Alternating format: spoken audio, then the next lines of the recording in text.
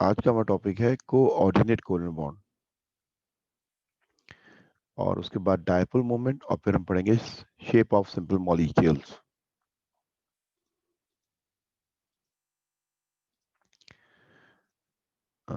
साथ साथ कॉपी करेंगे आप इसको। कोऑर्डिनेट कोवैलेंट बॉन्ड की डेफिनेशन क्या है?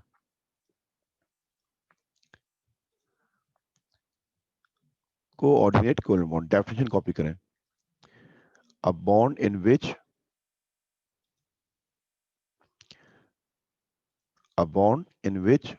both shared pair of electron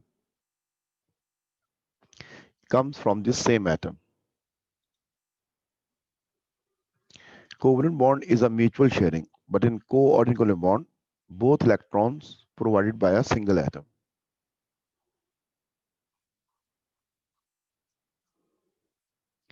A bond in which both shared pair of electrons comes from the same atom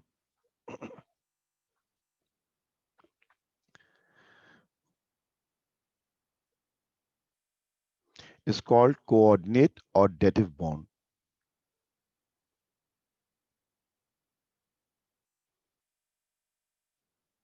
अगर दोनों एटम इक्वल शेयर करते हैं तो वो कहलाता है कोवलेंट बॉन्ड।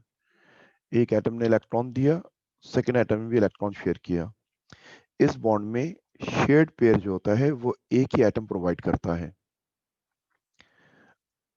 ग्रुप 5, 6, 7 के एलिमेंट्स के पास आफ्टर बॉन्डिंग लोन पेयर होता है।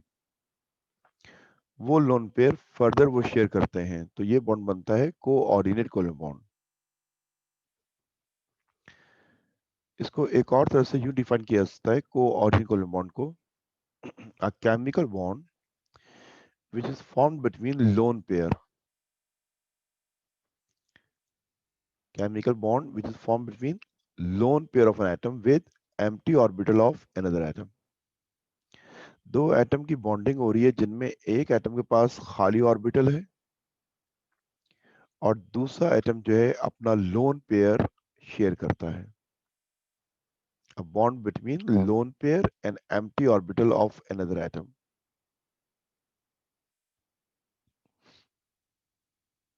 डेफिनेशन को कॉपी कर ले, फिर मैं इसको एक्सप्लेन करता हूं।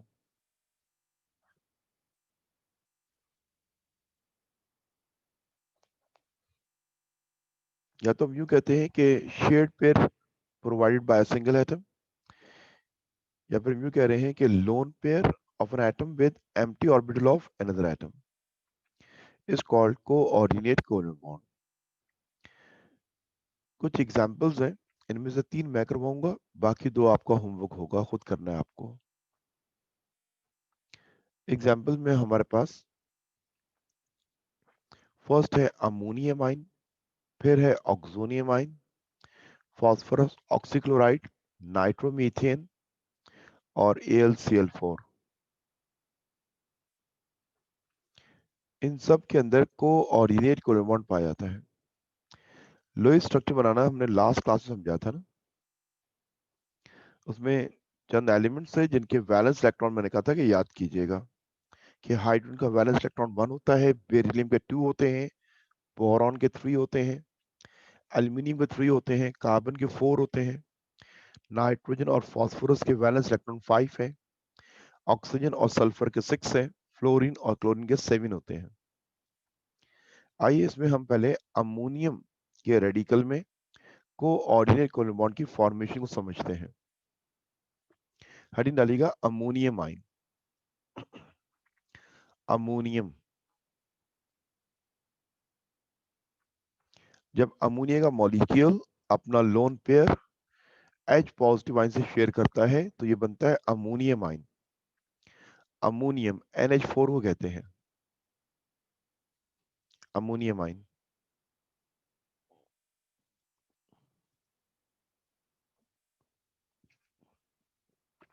अमोनियम जो है, मैं कह रहा हूं कि NH4 पॉजिटिव को कहते हैं। इसकी फॉर्मेशन कैसे होती है? अमोनिया का मॉलिक्यूल NH3 अपना लोन पेयर, नाइट्रोजन के पास एक लोन पेयर है, वो H पॉजिटिव के साथ शेयर करता है क्योंकि H positive is a atom without any electron. Hydrogen हम जानते हैं कि उसका एटॉमिक नंबर 1 है, कॉन्फ़िगरेशन है 1s1। इस 1s का ये इलेक्ट्रॉन अगर रिमूव हो जाए, एम्प्टी हो जाए, तो ये हो जाएगा H पॉजिटिव। तो इस H पॉजिटिव को 2 इलेक्ट्रॉन चाहिए, तो नाइट्रोजन अपना ये लोन पेयर इस H पॉजिटिव से शेयर करता है और बन जाता है ammonium ion. Formation of ammonium ion को हम यहां डिस्कस करेंगे। तो ये कॉपी करें, अमोनिया का मॉलिक्यूल H आयन के साथ बॉन्डिंग करता है तो अमोनियम बनता है। मेरे साथ साथ कॉपी करना है इसको।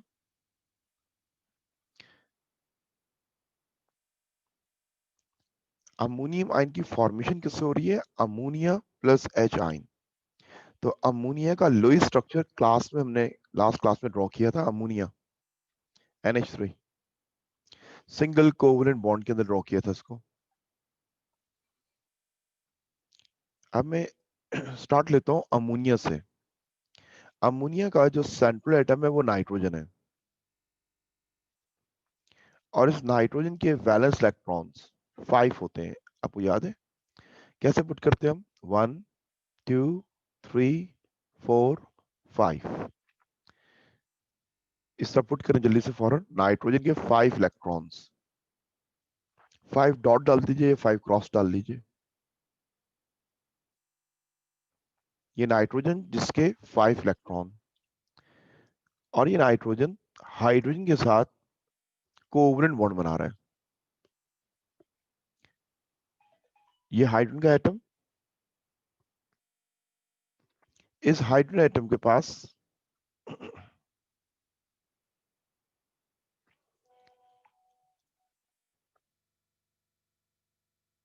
थोड़ा वेट करें, स्टूडेंट को मुझे रिप्लाई करना है।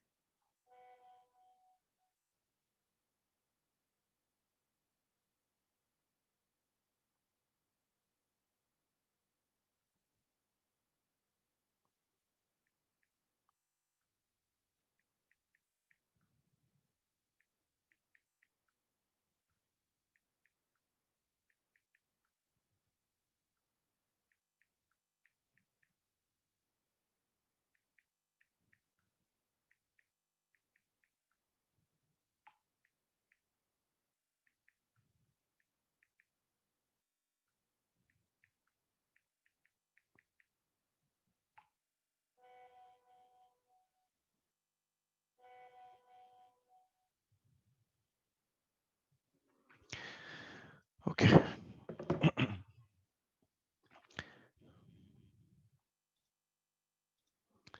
यस, ये फर्स्ट हाइड्रोजन एटम, आप भी इसको ड्रॉ करना चाहें तो ड्रॉ कर सकते हैं, क्योंकि अमोनिया का स्ट्रक्चर हमने लास्ट क्लास में स्टडी किया था। ये नाइट्रोजन जिसके 5 इलेक्ट्रॉन है, हाइड्रोजन अपने सिंगल इलेक्ट्रॉन के साथ इसके पास आता है। ये हाइड्रोजन का लाइट ब्लू कलर का इलेक्ट्रॉन मैंने शो किया, और ये यहाँ पे पेयरिंग हो गई और हाइड्रोजन स्टेबल हो गया। और इस नाइट्रोजन के इलेक्ट्रॉन काउंट करें 6 हो गए, क्योंकि शेयर्ड पेयर दोनों एटम में काउंट होता है। सेकेंड हाइड्रोजन अपने इलेक्ट्रॉन के साथ आके शेयरिंग करता है, that is called mutual sharing. ये जो बन रहा है ये कोवलेंट बॉन्ड बन रहा है। तीसरा हाइड्रोजन आके म्यूचुअल शेयरिंग किया और ये भी बन गया कोवलेंट बॉन्ड। इसको कहते हैं अमोनिया मॉलिक्यूल। इस अमोनिया मॉलिक्यूल के सेंट्रल एटम नाइट्रोजन के पास ये एक लोन पेयर है। तो ग्रुप 5 के एलिमेंट 6 7 के पास लोन पेयर होते हैं। वो उन एटम के साथ शेयर करते हैं जिनको पेयर ऑफ इलेक्ट्रॉन रिक्वायर्ड होता है। अब ये H पॉजिटिव आयन, इसको इलेक्ट्रॉन चाहिए और इसके पास एम्प्टी ऑर्बिटल है। हाइड्रोजन का एक इलेक्ट्रॉन है, वो भी इसने लूज कर दिया। अब H पॉजिटिव को अपने आप को स्टेबल करना है, तो नाइट्रोजन के पास एक लोन पेयर, एक एक्स्ट्रा पेयर मौजूद है। तो नाइट्रोजन की अपना पेयर इस हाइड्रोजन के साथ शेयर करवाएगा, ट्रांसफर नहीं करेगा, शेयर करेगा, और इसका बेनिफिट दोनों लेंगे। इस पेयर के शेयरिंग की वजह से बनने वाले बॉन्ड को हम कोऑर्डिनेट कोवलेंट बॉन्ड कहते हैं। Coordinate covalent bond is a bond in which shared pair of electron is provided by a single atom. इसको कहते हैं coordinate covalent bond.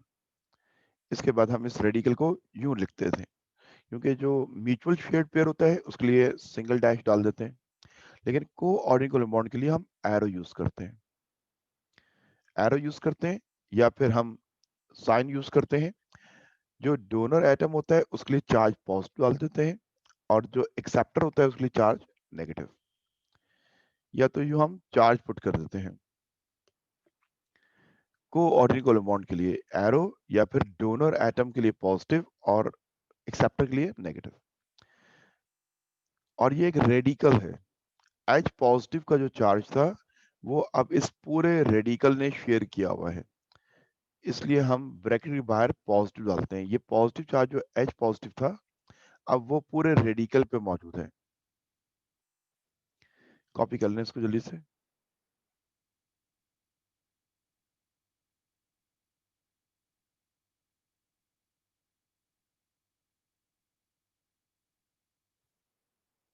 Coordinate covalent bond बनने से पहले डिफरेंट होता है, बनने के बाद एक्ट करता है एज अ कोवलेंट बॉन्ड, क्योंकि ये भी शेयरिंग ऑफ इलेक्ट्रॉन है ना। बनने से पहले डिफरेंस क्या है कि इस हाइड्रोजन का बॉन्ड जो है ये म्यूचुअल शेयरिंग है, और ये जो हाइड्रोजन जो फोर्थ ऐड हुई है इसमें म्यूचुअल इक्वल शेयरिंग नहीं है। इसमें शेयर्ड पेयर सिर्फ एक एटम की तरफ से आया है, नाइट्रोजन की तरफ से। अब एक और मॉलिक्यूल का हम लुईस स्ट्रक्चर ड्रॉ करके देखते हैं कि कोऑर्डिनेट कोवलेंट बॉन्ड कहां होगा। कोऑर्डिनेट कोवलेंट बॉन्ड मॉलिक्यूल के तमाम एटम नहीं बनाते, कहीं एक जगह पे मौजूद होता है। पूरे मॉलिक्यूल के किसी दो एटम के इन बिटवीन होता है। अब एक मॉलिक्यूल है जिसका नाम है फास्फोरस ऑक्सीक्लोराइड। फार्मूला इसका POCl3। हमें इसका लुईस स्ट्रक्चर बनाना है और प्रूफ करना है कि कोऑर्डिनेट कोवलेंट बॉन्ड कहां एग्जिस्ट करता है। हम स्टार्ट लेते हैं फास्फोरस से। फास्फोरस फास्फोरस ग्रुप 5 का एलिमेंट है। इसके वैलेंस इलेक्ट्रॉन 5 है, 1 2 3 4 5। ये फास्फोरस क्लोरीन के साथ म्यूचुअल शेयरिंग कर रहा है, फर्स्ट क्लोरीन, और ये उसके साथ कोवलेंट बॉन्ड बन गया। सेकंड क्लोरीन, यहां भी कोवलेंट बॉन्ड बन गया। थर्ड क्लोरीन, कोवलेंट बॉन्ड बन गया। यहां तक स्ट्रक्चर ड्रॉ करें। ये PCl3 है, PCl3। इसमें तीनों क्लोरीन स्टेबल हैं, और फास्फोरस का भी ऑक्टेट पूरा हो गया है। फास्फोरस के 8 इलेक्ट्रॉन पूरे हो चुके हैं, क्योंकि शेयर्ड पेयर दोनों एटम में काउंट होता है, 2 4 6 और 8। इस फास्फोरस के पास ये एक लोन पेयर मौजूद है।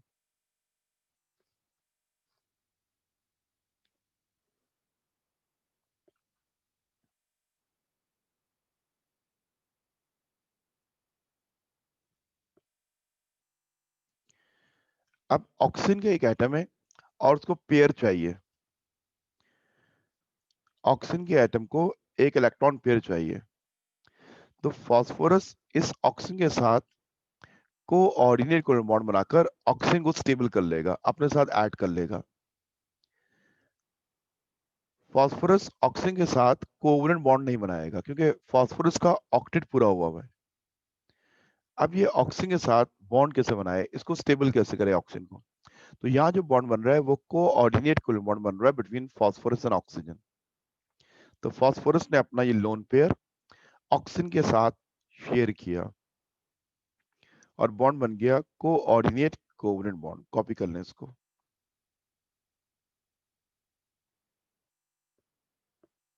ठीक है, फास्फोरस सेंट्रल एटम है, first chlorine, second chlorine, third chlorine, और ऑक्सीजन के साथ बन रहा है coordinate covalent bond. What is the coordinate covalent bond? A bond between lone pair of an atom with empty orbital of another atom. Phosphorus के पास loan pair है और oxygen के पास एम्प्टी ऑर्बिटल है। जरा इलेक्ट्रॉनिक कॉन्फ़िगरेशन ऑफ ऑक्सीजन को लिख के check करो, क्या ऑक्सीजन के पास कोई एम्प्टी ऑर्बिटल है? तो जल्दी देख के बताइए कि लिख के देखें इसको, क्या ऑक्सीजन के पास कोई एम्प्टी ऑर्बिटल है? क्योंकि ऑक्सीजन जो है ये शेयर्ड पेयर फास्फोरस का शेयर कर रहा है अपने एम्प्टी ऑर्बिटल के साथ। तो जरा देख लीजिए फौरन और मुझे बताइए क्या ऑक्सीजन के पास कोई एम्प्टी ऑर्बिटल है?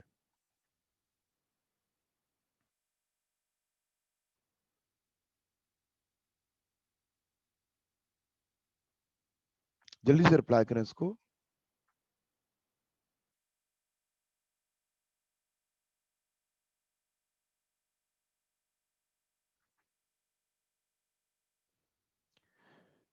यस बताइए कौन सा एम्प्टी ऑर्बिटल है? यस p4 है बेटा इसमें ऑक्सीजन में।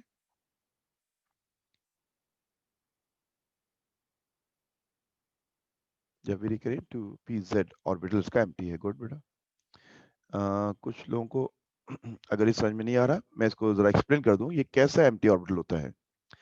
ऑक्सीजन की बात कर रहे हैं। ऑक्सीजन ऑक्सीजन का एटॉमिक नंबर है 8।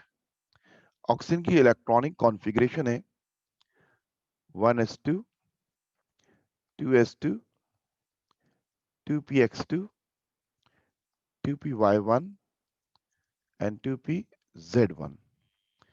इस ऑक्सीजन के पास तमाम ऑर्बिटल्स में इलेक्ट्रॉन मौजूद है, एम्प्टी कोई भी नहीं है। ये ऑक्सीजन फास्फोरस से बॉन्डिंग करने के लिए 2pz का इलेक्ट्रॉन 2py में पेड करके एम्प्टी कर लेता है। 1s2 2s2 2px2 2py में इलेक्ट्रॉन 1 था, pz का इलेक्ट्रॉन यहां आके पेड कर कर 2pz को एम्प्टी करता है। ऑक्सीजन जब कोवलेंट बॉन्ड बनाता है तो इन दोनों अनपेड के जरिए बनाता है। ऑक्सीजन जहां पे भी कोऑर्डिनेट बॉन्ड बनाता है तो उसकी वजह ये होती है कि वो अपना pz का इलेक्ट्रॉन py के साथ पेयर करता है और pz के ऑर्बिटल को एम्प्टी करने के बाद कोऑर्डिनेट कोवलेंट बॉन्ड फॉर्म करता है। तो ये एक इम्कान है कि ऑक्सीजन एम्प्टी ऑर्बिटल प्रोवाइड करे। ओके, अब हम आते हैं नेक्स्ट एग्जांपल के ऊपर। Nitromethane. Next molecule is nitromethane और इसका लोएस्ट स्ट्रक्चर ड्रॉ करना है और देखना है कोऑर्डिनेट कोवलेंट बॉन्ड कहां बनेगा। स्टार्ट करते हैं कार्बन से। कार्बन के वैलेंस इलेक्ट्रॉन 4 हैं।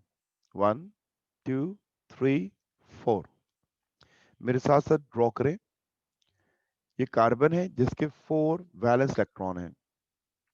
ये कार्बन अपने 3 इलेक्ट्रॉन को हाइड्रोजन के साथ शेयर करेगा। आप देखें CH3 लिखा हुआ है। ये फर्स्ट हाइड्रोजन और ये म्यूचुअल शेयरिंग हुआ। It's a covalent bond, single covalent bond. Second hydrogen single covalent bond. Third hydrogen single covalent bond. Carbon अपना फोर्थ अनपेड इलेक्ट्रॉन नाइट्रोजन के साथ शेयर कर रहा है और नाइट्रोजन के 5 इलेक्ट्रॉन्स हैं। यूं कार्बन तक कोवेलेंट बॉन्ड बने और स्टेबिलिटी आ गई और कार्बन के पास लोन पेयर नहीं है। लोन पेयर किन ग्रुप के एलिमेंट्स में होता है? 5 में, 6 में और 7 में। अगेन नाइट्रोजन ग्रुप 5 का। हम CH3N तक ड्रॉ कर चुके हैं, अब 2 ऑक्सीजन ऐड करनी है। ये पहला ऑक्सीजन। ये ऑक्सीजन अपने दोनों अनपेड इलेक्ट्रॉन के साथ नाइट्रोजन के साथ कोवेलेंट बॉन्ड बना रहा है। It's a double covalent bond. इस ऑक्सीजन के डबल कोवेलेंट बॉन्ड बनने से नाइट्रोजन का ऑक्टेट पूरा हो गया और ऑक्सीजन का भी ऑक्टेट पूरा हो गया है। अब जो सेकंड ऑक्सीजन है वो कैसे ऐड हो? तो नाइट्रोजन फर्दर कोवेलेंट बॉन्ड नहीं बना सकता, तो फिर नाइट्रोजन अपना लोन पेयर सेकंड ऑक्सीजन के साथ कोऑर्डिनेट कोवेलेंट बॉन्ड बना रहा है।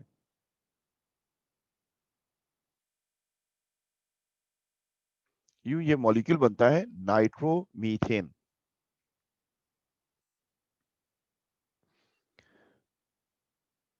ठीक है, मैंने 3 मॉलिक्यूल आपको समझाए, ammonium, phosphorus oxychloride and nitromethane. आपका होमवर्क ये है AlCl4 नेगेटिव का लोई स्ट्रक्चर बना के देखना है कि कोऑर्डिनेट कोवेलेंट बॉन्ड कहां बन रहा है। एक एल्युमिनियम है और 4 क्लोरीन के एटम है। इसकी फॉर्मेशन में ब्रेकअप करके समझा देता हूं कि एल्युमिनियम ट्राइक्लोराइड पहले बनाए, AlCl3 बनाए, फिर उसमें क्लोराइड को ऐड करें तो ये बन जाता है AlCl4। इसमें क्लोराइड जो है ना, क्लोराइड ये जो है ये डोनर है, इज अ डोनर एटम। ये लोन पेयर देने वाला है। और एल्युमिनियम ट्राइक्लोराइड में एल्युमिनियम जो है ये इलेक्ट्रॉन एक्सेप्टर है। इस एल्युमिनियम के पास एक इलेक्ट्रॉन पेयर कम है। तो मैंने एक हिंट दे दिया है, इसके जरिए आप इसको कंप्लीट कीजिएगा, अगर क्लास में इंशाल्लाह इसको डिस्कस करेंगे। ये हमारा टॉपिक बेटा ये एंड होता है। नेक्स्ट टॉपिक एक शॉर्ट नोट है और उसमें मल्टीपल चॉइस क्वेश्चन भी बनते हैं। Dipole moment, dipole moment heading डालिएगा। इसका मकसद क्या है? इस प्रॉपर्टी से हम ये जज करते हैं कि हमारा मॉलिक्यूल पोलर है या नॉन पोलर है। कुछ मॉलिक्यूल पोलर होते हैं, कुछ नॉन पोलर होते हैं। तो dipole moment is a criteria to जज the polarity of molecule. Dipole moment से हम पता चलता है हमें कि मॉलिक्यूल पोलर है या नॉन पोलर है।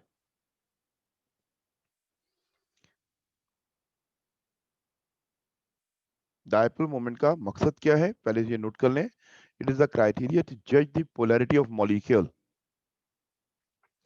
हम डाइपोल मोमेंट को फाइंड आउट कैसे करते हैं? हमें फाइंड आउट नहीं करना, हमें फाइंड आउट करने का फार्मूला मालूम होना चाहिए और ये हमें जज करना है कि डाइपोल मोमेंट जीरो अगर है तो नॉन पोलर, और डाइपोल मोमेंट की कुछ वैल्यू हो, कोई वैल्यू आती है तो वो पोलर होगा।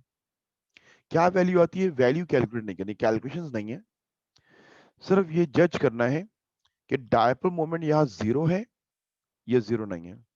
अगर जीरो है तो नॉन पोलर।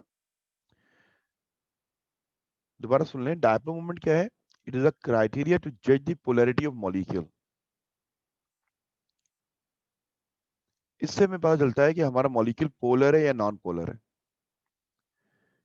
अब इसकी डेफिनेशन क्या है, हम इसको डिफाइन कैसे करते हैं, जिस अंदाज से हम डायपोल मोमेंट को कैलकुलेट करते हैं। हम कह रहे हैं इट इज द प्रोडक्ट, दो वैल्यूज मल्टीप्लाई हो रही हैं, it is the product of the magnitude of charge and the distance between two charges.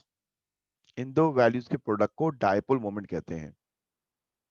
Copy करें इसको डेफिनेशन में, it is the product of the magnitude of charge and the distance between two charges.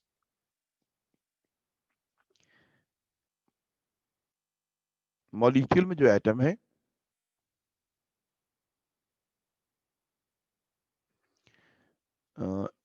Irrelevant question बेटा last में क्या करो, अभी topic का पे बात करते हैं, ठीक है? मैं आखिर में पूछता जरूर हूँ। अब आपने पूछ लिया, चैप्टर नंबर 3 कंप्लीट आएगा बेटा उसमें। आपका जो टेस्ट है वेनेसडे को, उसमें चैप्टर नंबर 3 मुकम्मल आएगा, पूरा चैप्टर आएगा उसमें, चैप्टर नंबर 3। डेफिनेशन कॉपी कर ली इसकी। What is the dipole moment? Magnitude of charge multiply by distance between two charges. यूं डायपोल मोमेंट कैलकुलेट करते हैं, क्यों करते हैं? मकसद क्या है? टू जज the polarity of molecule, justify करना कि मॉलिक्यूल पोलर है या नॉन पोलर है। तो डायपोल मोमेंट का फार्मूला क्या हुआ? A product of charge into distance. Distance कौन सा? Between two charges, two poles. Dipole moment को म्यू से रिप्रेजेंट करते हैं, चार्ज को ई से, डिस्टेंस के लिए डी यूज कर रहे हैं। So dipole moment is the product of charge into distance. देखो ये एक मॉलिक्यूल मैंने ड्रॉ किया, HCl का molecule.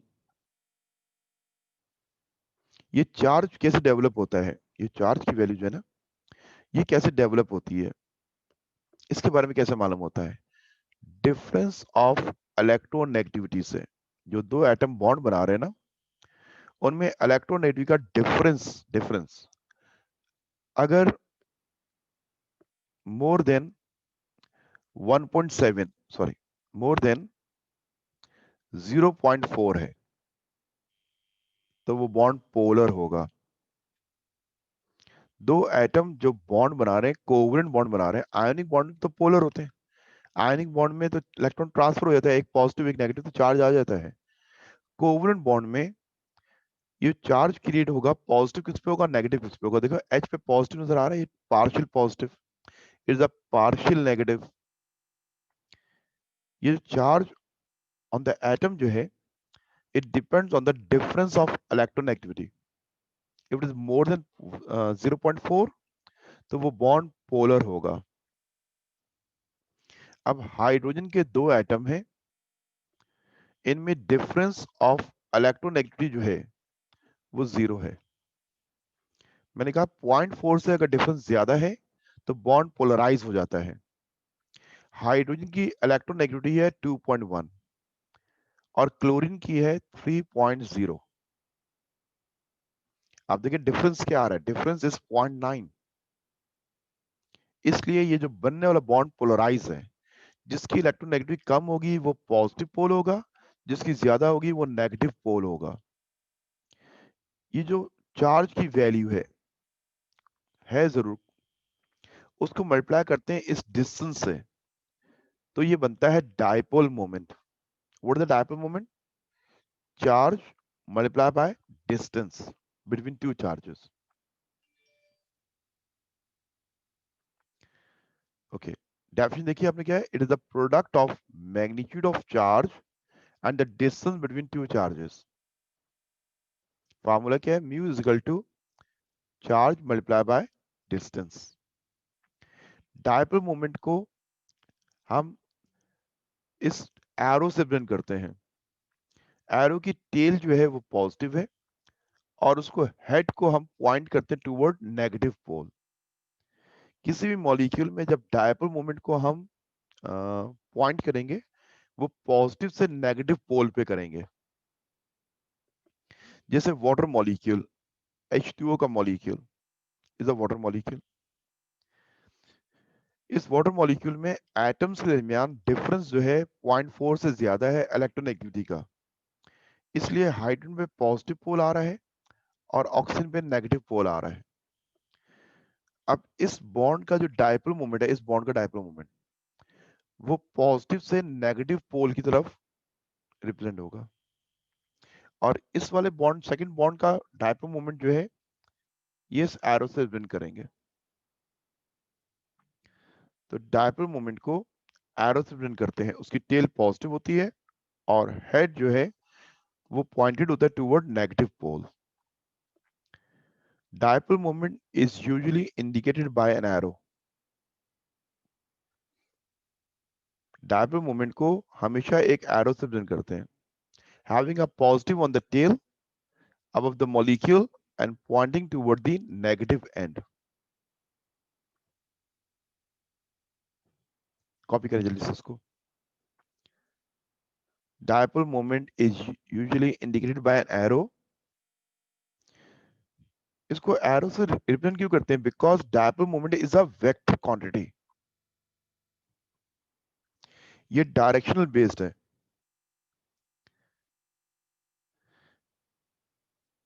Dipole moment is usually indicated by an arrow having a positive on the tail above the molecule and pointing toward the negative end.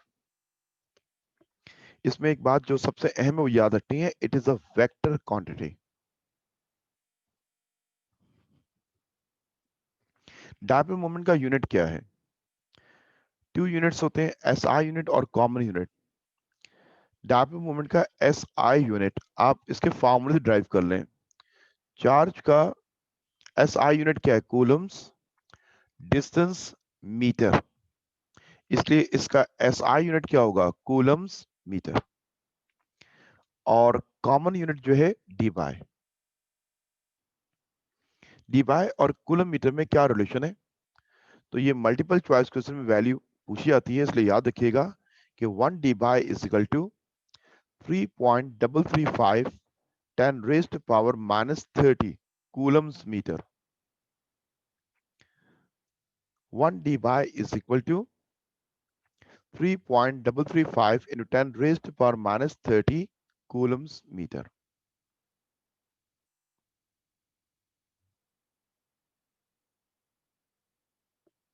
Okay, dipole moment. अब molecule का हम predict कैसे करेंगे? तो हम कहते हैं मॉलिक्यूल दो किस्म के हैं। अभी मैं सिर्फ उन तमाम मॉलिक्यूल की बात करूंगा जो डाई एटॉमिक मॉलिक्यूल्स हैं, वो मॉलिक्यूल जिनमें दो एटम होते हैं। फॉर डाई एटॉमिक मॉलिक्यूल्स, दो एटम वाले मॉलिक्यूल। मुझे डाई एटॉमिक मॉलिक्यूल किसी एक की एग्जांपल दें, एक ऐसी एग्जांपल दें जिसमें से दो एटम हो। A molecule of two atoms. Yes, good. Nitrogen molecule N2, good. और कोई एग्जांपल दें? Hydrogen molecule, yes. Oxygen molecule, oxygen, yes.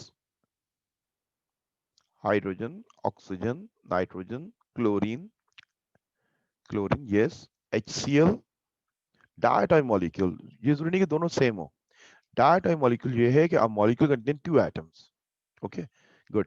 अब diatomic molecule की हम बात कर रहे हैं, ठीक है? Diatomic molecule, जितने भी डायटोमिक मॉलिक्यूल्स हैं उनका डायपोल मोमेंट सिर्फ एक फैक्टर पे बेस करता है, only one factor, that is polarity of bond. अगर बॉन्ड डायटोमिक मॉलिक्यूल में बॉन्ड पोलराइज है, डायपोल मोमेंट की वैल्यू होगी। कितनी होगी ये नहीं मालूम करनी,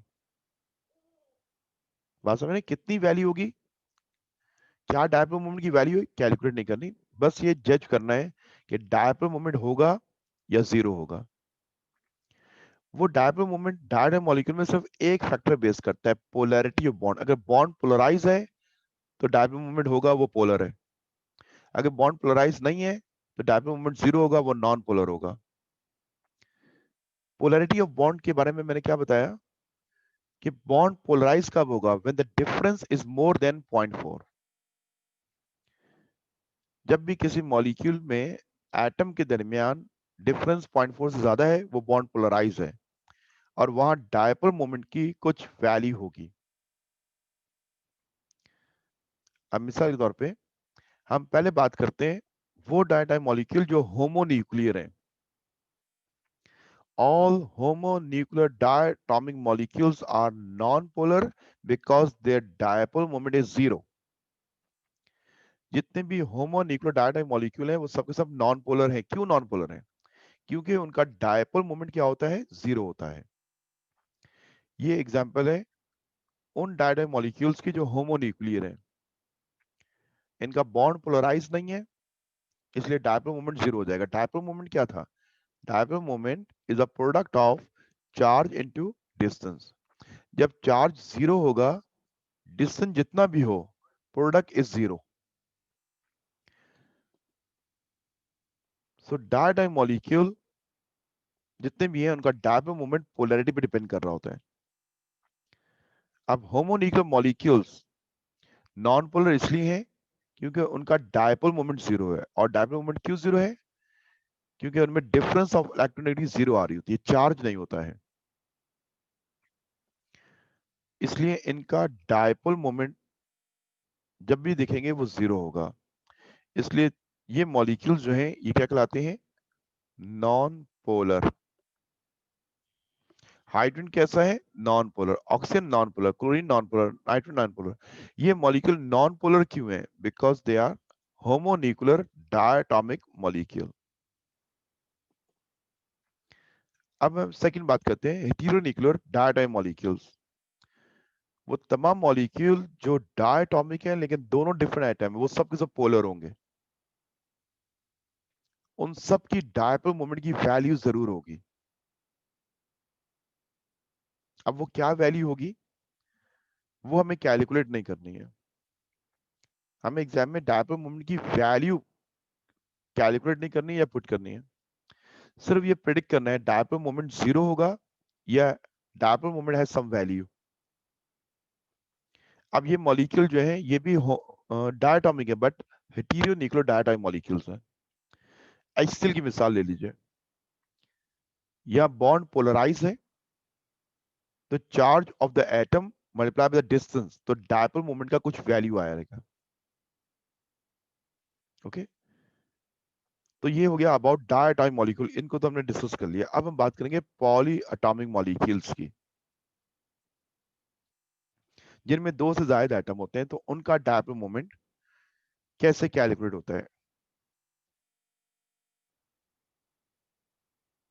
ओके, डायपोल मोमेंट हमेशा फाइंड आउट किया जाता है charge into displacement. Now about poly atomic molecule, poly atomic molecule का डायपोल मोमेंट 2 फैक्टर पे बेस करता है। प्राइमरी फैक्टर तो पोलैरिटी ऑफ बॉन्ड जरूर है, वो जो डायटोमिक मॉलिक्यूल में डिस्कस की थी। पॉलीटॉमिक मॉलिक्यूल का डायपोल मोमेंट 2 फैक्टर बेस करता है, polarity of molecule and geometry of the molecule, structure of the molecule. Copy करें इसको और नोट डाउन करें इसको। Dipole moment depends upon the polarity of bond and geometry of molecule in polyatomic molecules. वो जो diatomic molecules हैं उनकी geometry सबकी लीनियर होती है, वहां ये फैक्टर अप्लाई नहीं होता है, ये होता है सिर्फ पॉलीएटॉमिक मॉलिक्यूल्स में। Dipole moment depends upon the polarity of bond and geometry of the molecule। 2 factor हैं, आपको देखना है बॉन्ड पोलराइज है और ज्योमेट्रिकल स्ट्रक्चर कैसा है। उसके बाद आपको कंक्लूड करना है कि डायपोल मोमेंट 0 है तो नॉन पोलर होगा, और अगर 0 नहीं है तो पोलर होगा। ये 2 फैक्टर हैं, ठीक है। अब ज्योमेट्री ऑफ द मॉलिक्यूल के कुछ नाम लिख रहा हूं, जो भी हमारा नेक्स्ट टॉपिक आएगा उसमें हम आज पढ़ेंगे। एक ज्योमेट्री है जिसको लीनियर कहते हैं, कि all atom in a single line. Geometry of the molecule linear या सिमेट्रिकल मॉलिक्यूल। देखिए लीनियर मॉलिक्यूल कैसा होता है, कार्बन डाइऑक्साइड का अगर आप लुईस स्ट्रक्चर बनाएं तो ये लीनियर स्ट्रक्चर है, all atom in a single line. Symmetrical molecule कैसा होता है, मीथेन के ऊपर हाइड्रोजन है तो बॉटम पे हाइड्रोजन है, लेफ्ट पे हाइड्रोजन है, राइट पे भी सेम एटम है, तो ये सिमेट्रिकल कहलाएगा। ज्योमेट्री ऑफ द मॉलिक्यूल मैंने 2 लिखी है, अगर वो मॉलिक्यूल लीनियर है या सिमेट्रिकल है उसका डायपोल मोमेंट 0 होगा। बॉन्ड जरूर पोलराइज होगा, बॉन्ड पोलराइज होने के बावजूद वो नॉन पोलर है, पोलर नहीं है, पोल नहीं है उसपे। पोलैरिटी ऑफ बॉन्ड इन दोनों में है, लेकिन डायपोल मोमेंट क्यों 0 आ रहा है, ज्योमेट्री की वजह से। तो इसलिए लीनियर मॉलिक्यूल और सिमेट्रिकल मॉलिक्यूल का डायपोल मोमेंट 0 है तो वो नॉन पोलर होते हैं। In case of carbon dioxide, पहले यहां देखिए कार्बन डाइऑक्साइड, कार्बन की इलेक्ट्रोनेगेटिविटी है 2.5। आपको ये वैल्यूज याद नहीं करनी, मैं समझा रहा हूं इसलिए वैल्यू पुट कर रहा हूं। कार्बन की इलेक्ट्रोनेगेटिविटी 2.5, ऑक्सीजन की है 3.5। ऑक्सीजन इज मोर इलेक्ट्रोनेगेटिव, इसलिए ऑक्सीजन जो है carries a partial negative charge, और कार्बन में चार्ज क्या है, पार्शियल पॉजिटिव। लेफ्ट का ऑक्सीजन जो है उसकी इलेक्ट्रोनेगेटिविटी है 3.5, इस पे चार्ज भी क्या आएगा, पार्शियल नेगेटिव। अब ये जो कार्बन और लेफ्ट ऑक्सीजन का जो बॉन्ड बना हुआ है, इसका डायपोल मोमेंट आप पुट करें एक एरो के जरिए। ये जो डायपोल मोमेंट है इसकी वैल्यू डिपेंड करती है charge of the atom multiply by the distance between atoms. Second bond का डायपोल मोमेंट जो है उसका डायरेक्शन ऑपोजिट होगा लेकिन मैग्नीट्यूड सेम होगा। मैंने कहा dipole moment is a vector quantity, ये 2 वेक्टर्स जो हैं ऑपोजिट इन डायरेक्शन है बट सेम इन मैग्नीट्यूड। अगर आप इन दोनों वेक्टर का सम करें, रिजल्टेंट इज 0। इसलिए यहां डायपोल मोमेंट क्या आ रहा है? 0, क्योंकि वेक्टर सम इन दोनों बॉन्ड के डायपोल मोमेंट का 0 आ रहा है। इसलिए हम कह रहे हैं carbon dioxide is a non polar. तो डायपोल मोमेंट के 0 होने का कॉज वो ज्योमेट्री ऑफ द मॉलिक्यूल है। इन केस ऑफ मीथेन हम देखते हैं कि जो डिफरेंस है 0.4 है। 0.4 इतना कम डिफरेंस होता है कि हम कहते हैं बॉन्ड पोलराइज ही नहीं होता है। मीथेन सिमेट्रिकल भी है, ऊपर देखें हाइड्रोजन, नीचे हाइड्रोजन, ये वैल्यू इससे कैंसिल हो रही है, यहाँ की वैल्यू इससे कैंसिल हो रही है। So resultant is 0। Her bond की डायपोल मोमेंट की वैल्यू होती है, पॉलीटॉमिक मॉलिक्यूल में उनका वेक्टर सम करते हैं, तो रिजल्टेंट जो वेक्टर होता है वो डायपोल मोमेंट होता है। तो जितने भी पॉलीटॉमिक मॉलिक्यूल्स हैं, पॉलीटॉमिक मॉलिक्यूल, उनमें डायपोल मोमेंट दो बातों में बेस कर रहा होता है। पहली चीज क्या है? Polarity of bond. दूसरी बात क्या है? Geometry of molecule. अब geometry of the molecule next topic के अंदर कुछ सिंपल मॉलिक्यूल्स पढ़ेंगे तो सबके मॉलिक्यूल की शेप याद हो जाएगी। तो ये दो शेप्स याद रखिए कि अगर मॉलिक्यूल लीनियर है और सिमेट्रिकल है तो उसका डायपोल मोमेंट 0 होगा। आपको ना डिस्टेंस कैलकुलेट करना है, ना आपको चार्ज कैलकुलेट करना है, आपको ज्योमेट्री ऑफ द मॉलिक्यूल से ये प्रिडिक्ट करना है कि उसका डायपोल मोमेंट क्या होगा? 0। अब वो नॉन पोलर है। कौन से मॉलिक्यूल है? Carbon dioxide is a linear molecule, methane is a symmetrical molecule, benzene is a symmetrical molecule, लेकिन BeCl2 is a linear molecule. इसलिए इनका डायपोल मोमेंट क्या होगा? 0। मैंने कार्बन डाइऑक्साइड की आपको एग्जांपल करवाई अभी कि वेक्टर सम इसका क्या आ रहा है? 0 आ रहा है, इसलिए इसका डायपोल मोमेंट क्या होगा? 0 होगा। जी हाँ बेटा, दोबारा कनेक्ट कर लें आप मुझे, ठीक है। अब मैं पॉलीटॉमिक मॉलिक्यूल की बात कर रहा हूं जिनकी ज्योमेट्री लीनियर नहीं होती है, तो उनका डायपोल मोमेंट 0 नहीं होगा। ये की पॉइंट्स हैं, इनको याद रखना है और फिर आप क्वेश्चन को आंसर करेंगे। अब मैं बात कर रहा हूं कि वो मॉलिक्यूल जो नॉन लीनियर या एंगुलर स्ट्रक्चर होता है उनका,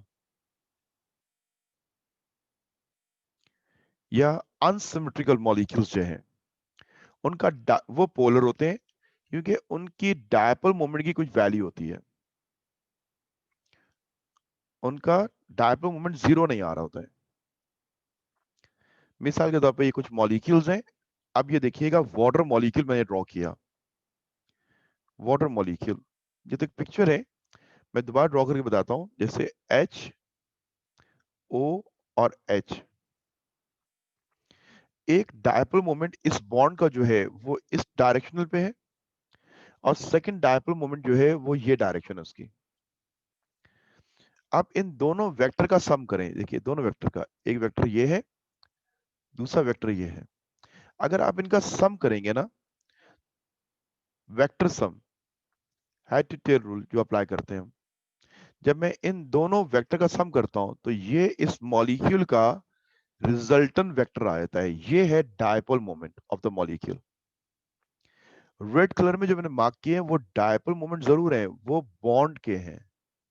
मॉलिक्यूल का डायपोल मोमेंट इन दोनों का सम होता है। तो स्ट्रक्चर इसका नॉन लीनियर होने की वजह से, एंगुलर होने की वजह से डायपोल मोमेंट की कुछ वैल्यू आ रही है। ये 10.5 जो है ना, ये बॉन्ड एंगल है, ये एंगल है, डायपोल मोमेंट की वैल्यू नहीं है। तो जो मॉलिक्यूल नॉन लीनियर है वो पोलर है, because dipole moment possess some value. जो अनसिमेट्रिकल है, अनसिमेट्रिकल कैसा है? देखो ये क्लोरोफॉर्म लिखा हुआ है, कार्बन, इसके पास एक हाइड्रोजन ऊपर है, तो उसका डायपोल मोमेंट इस हाइड्रोजन से कैंसिल हो रहा है। राइट पे हाइड्रोजन है, लेकिन उसकी डायपोल मोमेंट की वैल्यू लेफ्ट की हाइड्रोजन राइट के क्लोरीन से कैंसिल नहीं हो रही। आप देख लीजिए कि यहाँ डिफरेंट एटम आ गए, तो इसलिए डायपोल मोमेंट की दोनों की वैल्यू इक्वल नहीं होगी, इसलिए ये कैंसिल आउट नहीं होगा। तो इसलिए इस मॉलिक्यूल का डायपोल मोमेंट बनेगा क्योंकि ये अनसिमेट्रिकल मॉलिक्यूल है। अब हम कंक्लूजन करते हैं। पेज नंबर 127 बुक देखिएगा, वहां एक टेबल दिया हुआ है। एग्जाम में मॉलिक्यूल गिवन होता है और आपको बताना होता है इसका डायपोल मोमेंट की वैल्यू कुछ होगी या 0 होगी। हैज सम वैल्यू, मतलब कुछ क्या वैल्यू वो नहीं बतानी आपको, वैल्यू होगी या नहीं होगी। आइए हम इनको डिस्कस करते हैं। पहला मॉलिक्यूल मैंने लिखा है हाइड्रोजन मॉलिक्यूल, वहां लिखा हुआ है डायपोल मोमेंट की वैल्यू 0 है, नजर आ रहा है आपको, दोनों यूनिट्स लिए हैं, डी बाय भी 0 है और कूलम्स मीटर में 0 है। डायपोल मोमेंट हाइड्रोजन का 0 है। मैंने आगे रीजन लिखा है why hydrogen molecule has a 0 dipole moment, क्यों? तो रीजन क्या है? Because it is a homonuclear molecule. क्योंकि हाइड्रोजन कौन है? Homonuclear molecule. मैंने अभी स्टार्ट में पढ़ाया था आपको कि दो किस्म के हमने मॉलिक्यूल किए, डायटाइम मॉलिक्यूल्स एंड पॉलीटाइम मॉलिक्यूल्स। डायटाइम मॉलिक्यूल जितने भी होमोन्यूक्लियर हैं उनका डायपोल मोमेंट 0 होगा। Chlorine is a diatomic homonuclear, so dipole moment 0। CCl4 का डायपोल मोमेंट 0 क्यों है? क्योंकि CCl4 इज अ सिमेट्रिकल, इसके चारों तरफ देखिए सेम एटम है। कार्बन डाइऑक्साइड का डायपोल मोमेंट 0 क्यों है? Because carbon dioxide is a polyatomic, geometry molecule पे बेस करेगा, इसका स्ट्रक्चर कैसा है? लीनियर। बुक में आप इसको वहां पे कॉपी करते जाएं रीजन को। HF की डायपोल मोमेंट की वैल्यू आ रही है, HF is a diatomic molecule, heteronuclear diatomic molecule है, इसलिए इसका डायपोल मोमेंट 0 नहीं होगा। बाकी रिमेनिंग जो है वो कौन से? HCl का डायपोल मोमेंट क्यों है? Because it is also hetero nuclear diatomic molecule. Water का मॉलिक्यूल जो है वो लीनियर नहीं है, वो एंगुलर है, उसमें एंगल है एटम के दरमियान। ये शेप के नाम अभी हमारा नेक्स्ट टॉपिक है, उसमें हम पढ़ेंगे। इसके बाद का टॉपिक जो हमारा है चैप्टर नंबर 4 में, वो शेप ऑफ मॉलिक्यूल है। तो जो शेप्स के यहाँ नाम दिए हमें, वो इन मॉलिक्यूल्स की अब हम स्टडी करेंगे। वाटर का शेप एंगुलर है, तो एंगुलर मॉलिक्यूल सब पोलर है, क्योंकि उनके डायपोल मोमेंट की कुछ वैल्यू होती है। अमोनिया इज पैरामिडल, तो इसका भी डायपोल मोमेंट होगा। Benzene is symmetrical, dipole moment 0। Last में कौन सा दिया हुआ है? क्लोरोफॉर्म। क्लोरोफॉर्म, इसको ट्राइक्लोरोमीथेन भी कहते हैं। ये अनसिमेट्रिकल है, इसलिए इसकी डायपोल मोमेंट की वैल्यू होगी। इसको बुक से रीड कीजिएगा, अगर कोई सवाल है कल क्लास में कर सकते हैं आप, ठीक है। अब हम आगे मूव करते हैं नेक्स्ट टॉपिक के ऊपर, इलेक्ट्रॉन पेयर रिपल्शन थ्योरी। इस थ्योरी के लिए लुईस स्ट्रक्चर आपको बनाना आना चाहिए। अगर वो बना सकते हो ना, तो फिर हम इस थ्योरी को अप्लाई करेंगे। इसके चंद रूल्स हैं, उन रूल्स को हमें समझना है।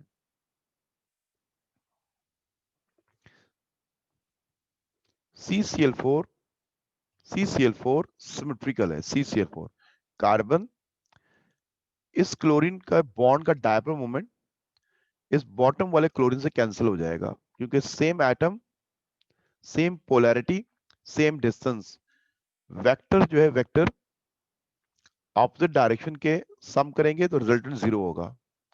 लेफ्ट क्लोरीन का डायपोल मोमेंट राइट क्लोरीन के साथ कैंसिल हो जाएगा, इसलिए रिजल्टेंट डायपोल मोमेंट क्या आएगा? 0। तो ये सारा डायपोल मोमेंट कैंसिल होने की वजह क्या है? Because CCl4 is a symmetrical molecule.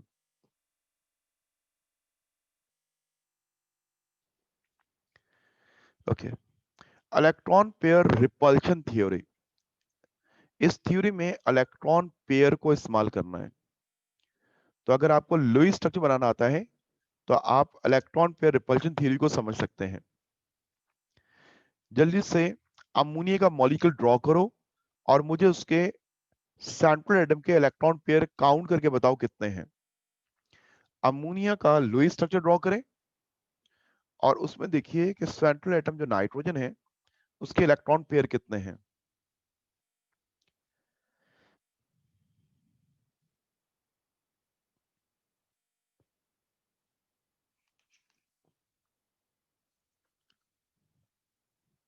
सब ड्रॉ करें, बाकी लोग वेट करेंगे, सब ड्रॉ करें। नाइट्रोजन के इलेक्ट्रॉन पेयर कितने हैं आफ्टर शेयरिंग इन अमोनिया? बेटा अमोनिया में शेयरिंग के बाद इलेक्ट्रॉन पेयर कितने उसके पास मौजूद हैं? आप सब 3 कह रहे हैं, जरा चेक करें, 3 नहीं है, होने चाहिए 4 होने चाहिए।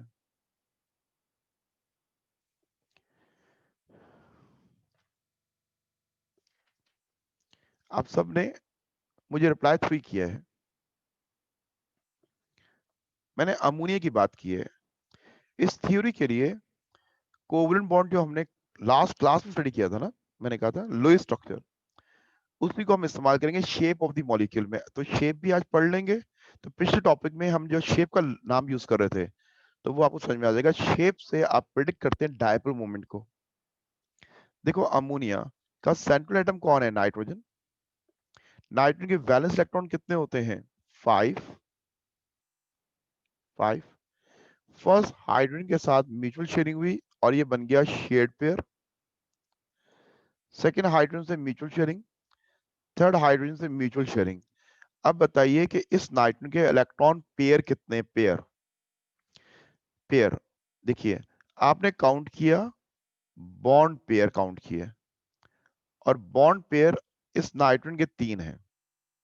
इन 3 के साथ एक नाइट्रोजन के पास लोन पेयर है, जो कोऑर्डिनेट कोवलेंट बॉन्ड में इसने इस्तेमाल किया था अमोनियम के अंदर। याद है आपको आज? तो आप जब इलेक्ट्रॉन पेयर काउंट करोगे तो कितने काउंट हो रहे हैं? 3 + 1 कितने हो रहे हैं? 4 इलेक्ट्रॉन पेयर काउंट करना हमें है। तो इलेक्ट्रॉन पेयर अगर आपको लिखना आता है, तो फिर इस थ्योरी के रूल्स को हम अप्लाई कर सकते हैं। पहले तो इलेक्ट्रॉन पेयर आपको मालूम होना चाहिए। कोई भी मॉलिक्यूल हो, उसके इलेक्ट्रॉन पेयर कितने हैं। इन इलेक्ट्रॉन पेयर की वजह से मॉलिक्यूल की एक ज्योमेट्री बनती है। ये थ्योरी है जो बेस करती है सेंट्रल एटम के इलेक्ट्रॉन पेयर। सेंट्रल एटम कि उसके इलेक्ट्रॉन पेयर कितने हैं। अब BF3 में सेंट्रल एटम बोरॉन, इसके इलेक्ट्रॉन पेयर काउंट करके बताओ कितने हैं। बोरॉन के इलेक्ट्रॉन पेयर काउंट करें कितने हैं।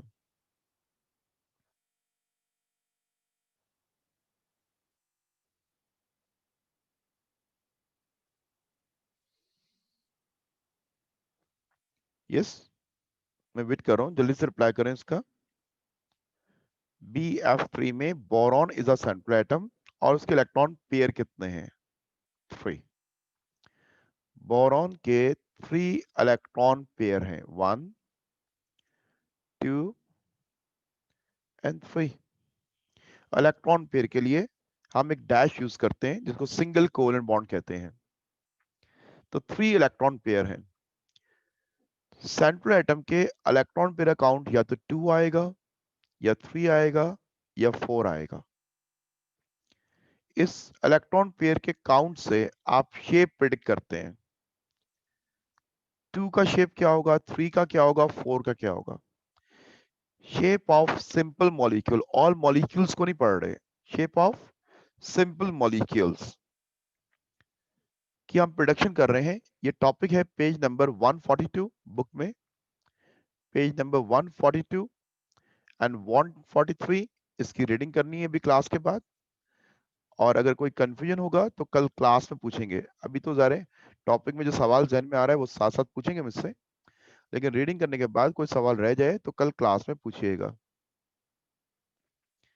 ये एक बहुत इंपॉर्टेंट थ्योरी है और इसका सवाल बहुत कॉमन है, एग्जाम में आता है। शेप ऑफ मॉलिक्यूल को 2 थ्योरी से प्रिडिक्ट किया जाएगा। एक है इलेक्ट्रॉन पेयर रिपल्शन मॉडल और दूसरी है हाइब्रिडाइजेशन। दोनों थ्योरी इस्तेमाल होती हैं। हम इलेक्ट्रॉन पेयर रिपल्शन मॉडल को आज कंप्लीट कर लेंगे इंशाल्लाह।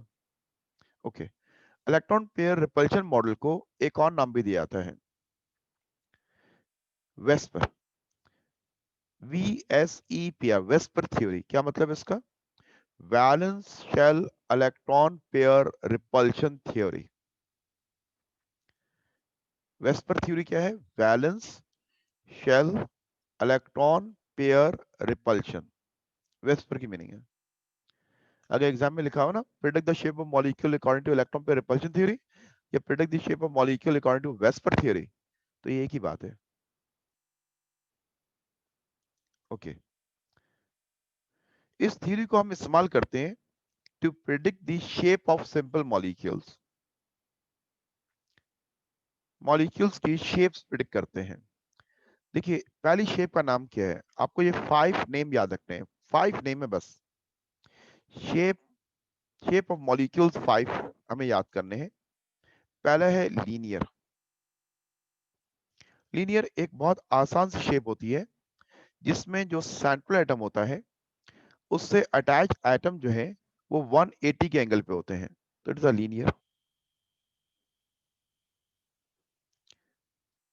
हमें ये प्रिडिक्ट करना है कि लीनियर कब होगा, इस थ्योरी को अप्लाई करना है। लीनियर एक शेप का नाम है, जैसे आप ये देख सकते हो BeCl2 लिखा हुआ है मैंने यहाँ पे, नजर आ रहा है BeCl2। ये ज्योमेट्री लीनियर जो है वो सेंट्रल एटम पे बेस कर रही होती है, सेंट्रल एटम पे। इलेक्ट्रॉन पेयर, जो लफ्ज यूज किया है इलेक्ट्रॉन पेयर, वो किस एटम के दिखने हैं, सेंट्रल के दिखने हैं, क्लोरीन के नहीं दिखने, क्लोरीन सेंट्रल नहीं है। क्लोरीन के इलेक्ट्रॉन पेयर जो है वो 4 है।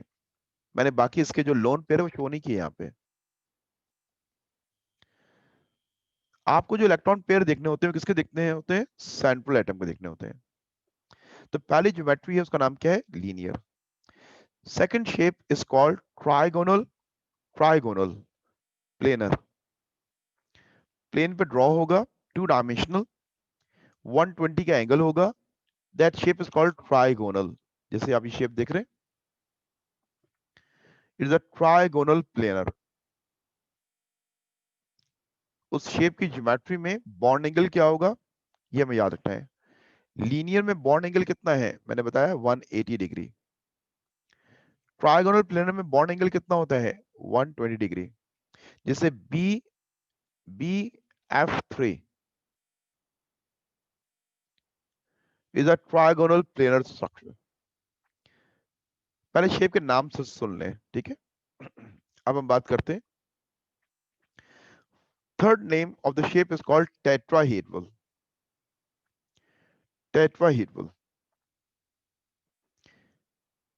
टेट्राहेड्रल वो ज्योमेट्री है जिसमें बॉन्ड एंगल 109.5 डिग्री का होता है। जैसे मीथेन मॉलिक्यूल है, सेंटर में कार्बन है और चारों तरफ हाइड्रोजन लगा हुआ है, इसके इस एंगल पे लगा हुआ है। अब मीथेन का शेप टेट्राहेड्रल हमने कैसे प्रिडिक्ट किया, इस थ्योरी के रूल्स समझेंगे तो फिर ये आप इजीली जज कर लेंगे कि शेप कैसी होगी। कि methane is not a linear, it is a tetrahedral. Fourth shape जो है ये पिरामिड से बना हुआ है, पिरामिडल। पिरामिडल शेप में अमोनिया की शेप देख सकते हैं। Ammonia is a pyramidal structure. And fifth and last is bent और एंगुलर। बेंट भी कहते हैं और इसको एंगुलर भी कहते हैं। वाटर मॉलिक्यूल, वाटर मॉलिक्यूल का जो स्ट्रक्चर है it is a bent structure. देखिए 3 एटम है, एक एंगल पे मौजूद है, स्ट्रेट मौजूद नहीं है जैसे कार्बन डाइऑक्साइड में था। ओके, ये 5 नेम जब याद कर नोट डाउन कर लिए, इनको याद कर लेना है। नेक्स्ट थ्योरी हाइब्रिडाइजेशन, कल उसका इंट्रोडक्शन होगा और 2 दिन में या 3 दिन में मुकम्मल होगी थ्योरी वो। तो उसमें भी शेप के नाम तो यही है, 5 सिंपल शेप्स हैं जो हमें याद रखनी है। मॉलिक्यूल की शेप कौन सी है, linear, trigonal planar, tetrahedral, pyramidal, bent and angular. अब जो बेसिक आइडिया जो इस थ्योरी का है ना, the basic idea of this theory is that electron pairs around the central atom, किसके इलेक्ट्रॉन पेयर, सेंट्रल एटम, इन मॉलिक्यूल रिपेल ईच अदर। ये electron जो है ये एक दूसरे को रिपेल करते हैं। जैसे बेरिलियम है, इससे क्लोरीन ने बॉन्ड बनाया, तो ये एक इलेक्ट्रॉन का पेयर है, इलेक्ट्रॉन पेयर। इससे क्लोरीन के दूसरे एटम ने बॉन्ड बनाया, तो ये इलेक्ट्रॉन पेयर एक दूसरे को सेम चार्ज होने की वजह से रिपेल करेंगे और ड्यू टू रिपल्शन डिस्प्लेस करेंगे और उस एंगल पे ले आएंगे जहां पे रिपल्शन क्या हो, मिनिमाइज हो जाए। इसलिए BeCl2 एक लीनियर मॉलिक्यूल बन रहा है। तो बेसिक आइडिया क्या है? सेंट्रल एटम के इलेक्ट्रॉन पेयर का रिपेल करना, क्योंकि वो सिमिलर चार्ज होते हैं और वो कोशिश करते हैं अपने आप को जितना दूर ले जाएं, और उससे एक ज्योमेट्रिकल स्ट्रक्चर जो है हमारे सामने आ जाता है। तो इस थ्योरी का जो बेस है वो क्या है? इलेक्ट्रॉन पेयर का रिपल्शन, उससे वो डिस्प्लेस होते हैं और उन एटम के दरमियान एंगल क्रिएट होता है। That is electron pair repulsion theory. Okay, अब इस थ्योरी के जो मेन पॉइंट्स हैं ना, उनको हमें समझना है। बुक से घर जाके पढ़िएगा, बाद में पढ़िएगा उसको। अभी आप स्लाइड्स पे जरा तवज्जो से बात को सुनते रहें।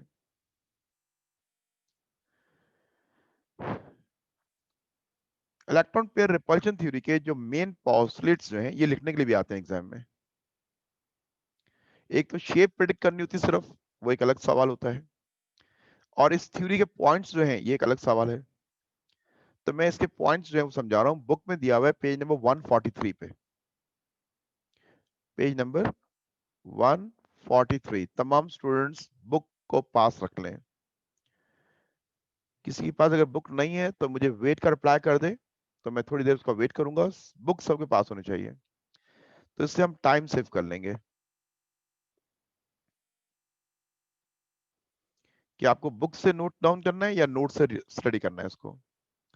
बुक मौजूद नहीं है तो आप नोट्स भी ले सकते हैं, नोट्स में भी गिवन है। ओके, किसी ने पॉइंट्स बेटा कॉपी कर नहीं करें, नोट्स खोल लीजिए, ये नोट्स में यही पॉइंट्स लिखे हुए हैं ना, तो थोड़ा टाइम सेव कर लेते हैं हम। तो जो पॉइंट्स मैं लिखवा रहा हूँ, समझा रहा हूँ, आप समझिए उसको, और कॉपी नोट्स में हुआ हुआ है, ठीक है, वहां से भी उसको याद कर लीजिएगा। अभी हम टाइम सेव करते हैं समझने के लिए। ओके, चलिए हम बात को शुरू करते हैं। इस थ्योरी के जो पॉइंट्स है ना, उनमें पॉइंट नंबर 1 पे हम बात कर रहे हैं अभी। हमने कहा there may be two types of electron pair surrounding the central atom. जो सेंट्रल एटम है उसके अराउंड इलेक्ट्रॉन दो किस्म के होते हैं। There may be two types of electron pair surrounding the central atom. Geometry is based on the central atom. पहले इस बात को ध्यान में बैठा लीजिए कि एक मॉलिक्यूल है, मिसाल तौर पे मॉलिक्यूल है, मॉलिक्यूल है हमारे पास कार्बन डाइऑक्साइड। अब इसमें जो सेंट्रल एटम है ना, आपने सिर्फ उसके इलेक्ट्रॉन पेयर देखने हैं। Central atom is carbon not oxygen, तो सेंट्रल एटम के इलेक्ट्रॉन पेयर देखे जाते हैं। तो जो सेंट्रल एटम है उसके इलेक्ट्रॉन पेयर जो हैं वो दो किस्म के होते हैं। अब जैसे ये वाटर मॉलिक्यूल है, इस वाटर मॉलिक्यूल में हमने लुईस स्ट्रक्चर बना दिया, और लुईस स्ट्रक्चर शो कर रहा है कि सेंट्रल एटम ऑक्सीजन के पास इलेक्ट्रॉन पेयर 4 हैं, लेकिन ये दो किस्म के हैं। ये जो हाइड्रोजन के साथ जो पेयर है ये बॉन्ड पेयर है, इट्स अ शेयर्ड पेयर। और ये जो है ये लोन पेयर है, it's not a shared pair. तो दो किस्म के इलेक्ट्रॉन पेयर होते हैं सेंट्रल एटम के पास, उनको कैटेगराइज कर रहे हैं। First pair is called bond pair. Bond pair क्या होता है? जो दो एटम की म्यूचुअल शेयरिंग से बनता है। These are the results of the sharing of unpaired electron of the central atom with unpaired electron of surrounding atoms. ये बॉन्ड पेयर क्या होता है? ये दो एटम की म्यूचुअल शेयरिंग से बनता है। And bond pair is a active set of electron pair. Active, मैं अगर कहूंगा कि ऑक्सीजन के इलेक्ट्रॉन पेयर काउंट करें, तो बॉन्ड बॉन्ड पेयर काउंट किया जाएगा।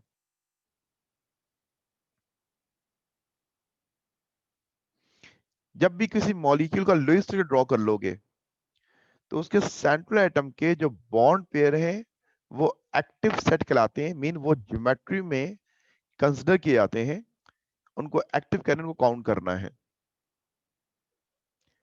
But all bond pairs are not active set. यहां एक बात को क्लियर कर देते हैं,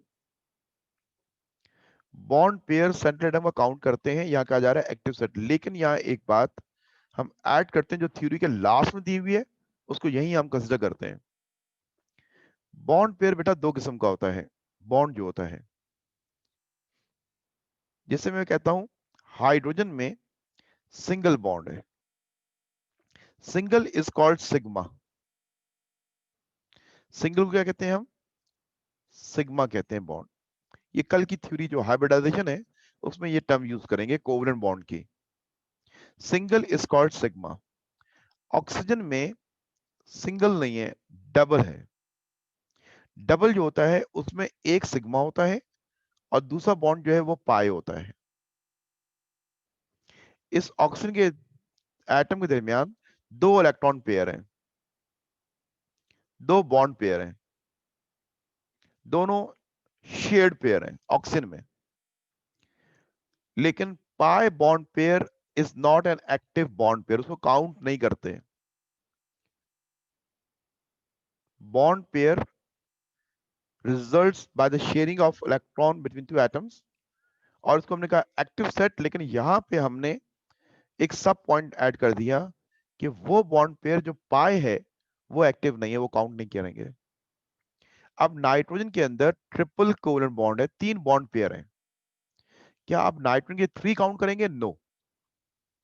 उसमें से एक सिग्मा है और दो जो है पाई है, पाई काउंट नहीं करते। जहां पे पाई बॉन्ड पेयर आएगा वो काउंट नहीं करने करेंगे। पाई किस में होता है? डबल में और ट्रिपल में होता है। पाई डबल में एक होता है और ट्रिपल में दो होते हैं। इसलिए जहां डबल बॉन्ड आप लिस्ट जो डबल बॉन्ड बनाए तो डबल बॉन्ड को एक काउंट करते हैं, ट्रिपल को भी एक काउंट करते हैं। एक क्यों काउंट करते हैं? वो तो तीन पेयर है, एक क्यों काउंट करते हैं? क्योंकि पाई काउंट नहीं करना हमें। बॉन्ड पेयर मैंने समझाया आपको। मैंने आपको एक होमवर्क दिया था, लुईस स्ट्रक्चर आपने ड्रॉ करना था HCN का। HCN का ये हाइड्रोजन है, इसने सिंगल बॉन्ड बनाया कार्बन से और कार्बन ने ट्रिपल बॉन्ड बनाया नाइट्रोजन से। मुझे इस सेंट्रल एटम कार्बन के इलेक्ट्रॉन पेयर काउंट करके बताओ कितने हैं इलेक्ट्रॉन पेयर। इस कार्बन के इलेक्ट्रॉन पेयर कितने नजर आ रहे हैं आपको?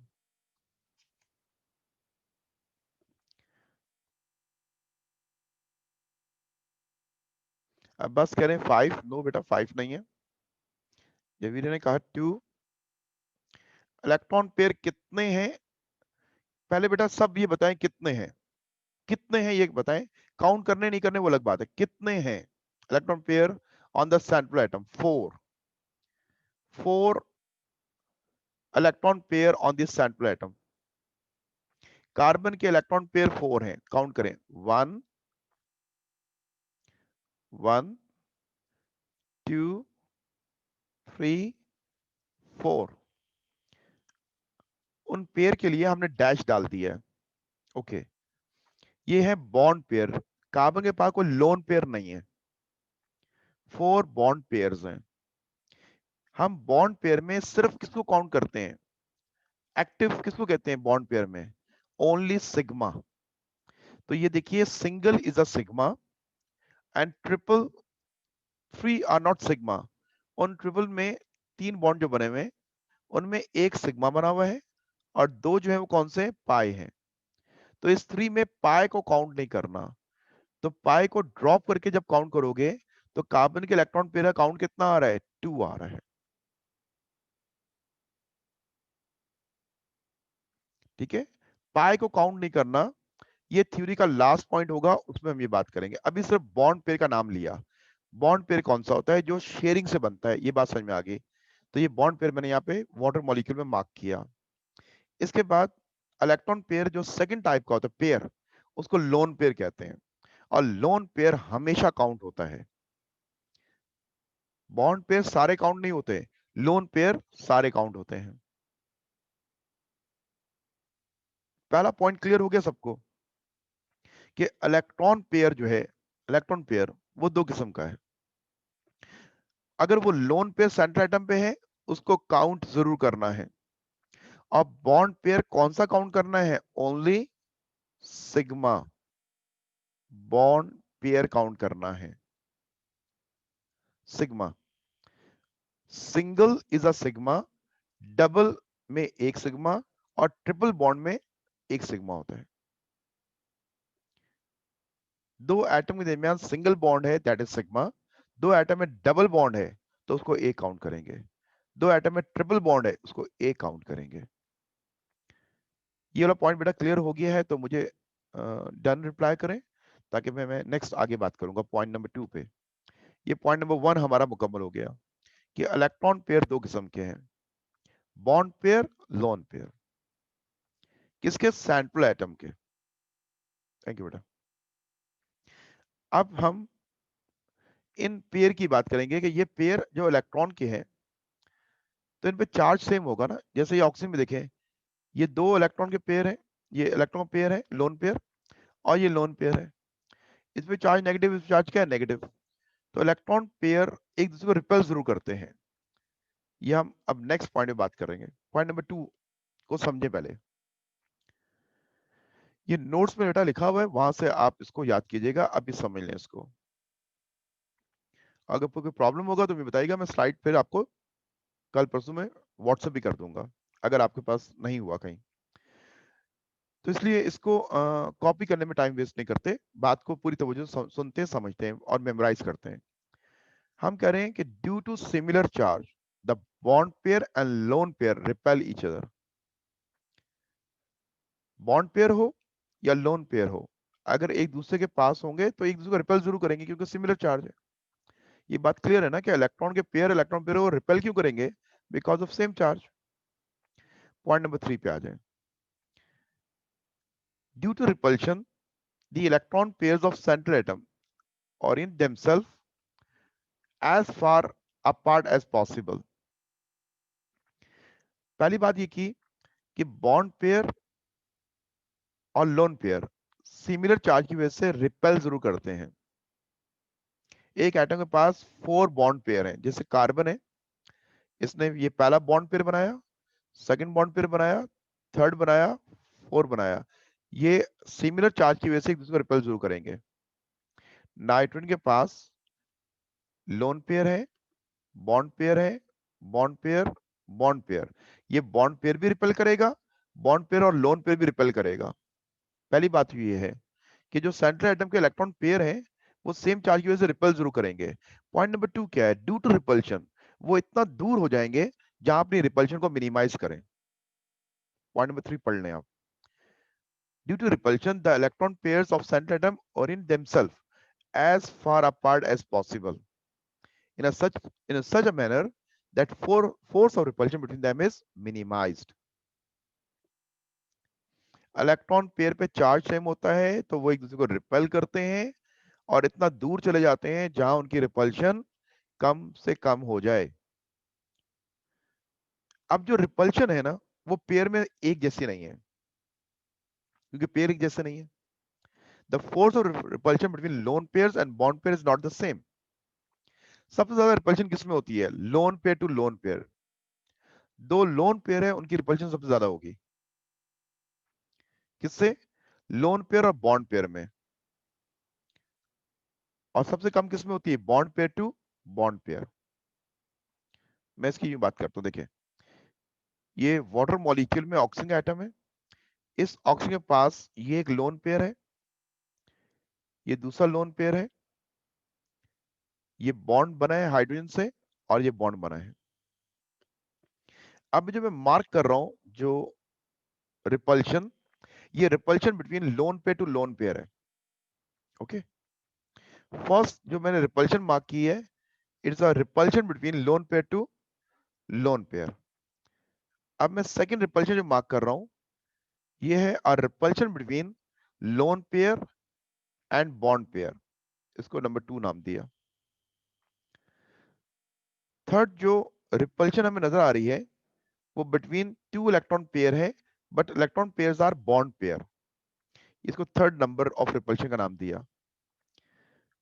पेयर के डिफरेंस से रिपल्शन डिफरेंट होती है। बॉन्ड पेयर की रिपल्शन सबसे कम होती है क्योंकि बॉन्ड पेयर दो न्यूक्लियस के दरमियान मौजूद होते हैं, और लोन पेयर जो होता है ना, उसको एक एटम का न्यूक्लियस ने अट्रैक्ट किया होता है, इसलिए वो फैल जाता है। इसलिए लोन पेयर का रिपल्शन लोन पेयर के साथ सबसे ज्यादा होता है। तो हमें रिपल्शन बिटवीन पेयर मालूम होना चाहिए कि सबसे ज्यादा रिपल्शन किसमें होती है?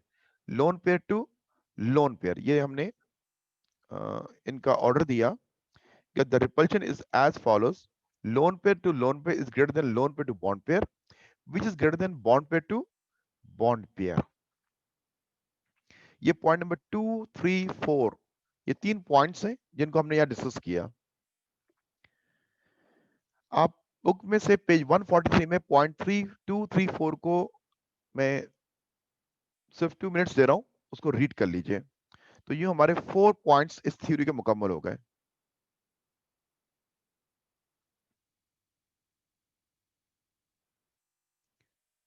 2 मिनट्स का वेट है, मैं रिकॉर्ड रिज्यूम कर दिया मैंने।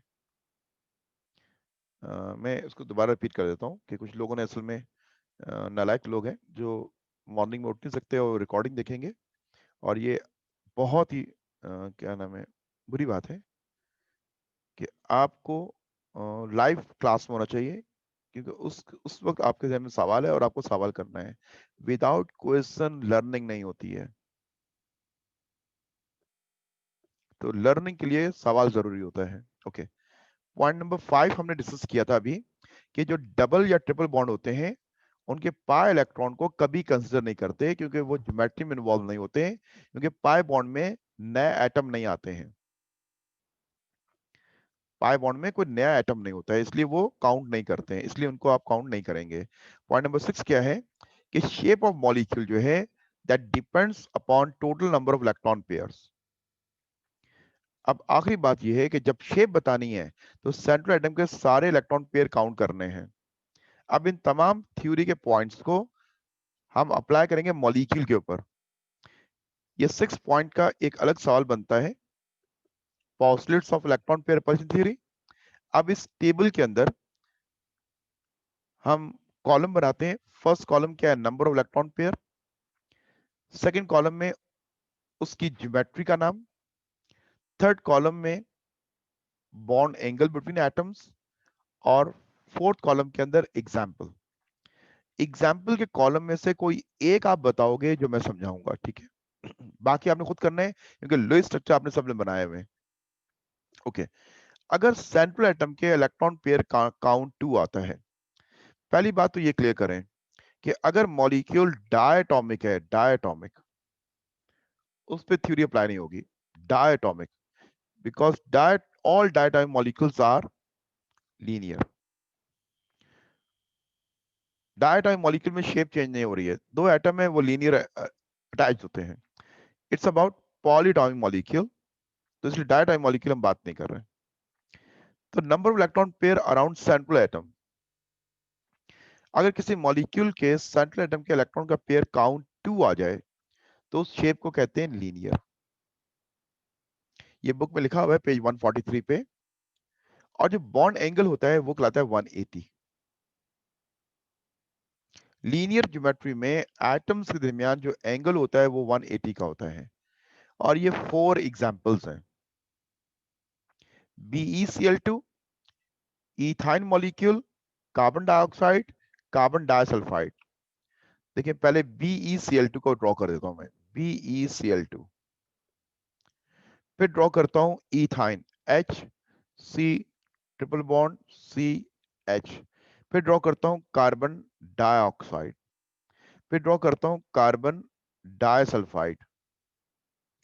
आप ये देखिए, ये 4 मॉलिक्यूल जो एग्जाम्पल में दिए हैं, तो मैंने नीचे इनको ड्रॉ कर दिया। आपको ये सारे atom in a single line नजर आ रहे हैं,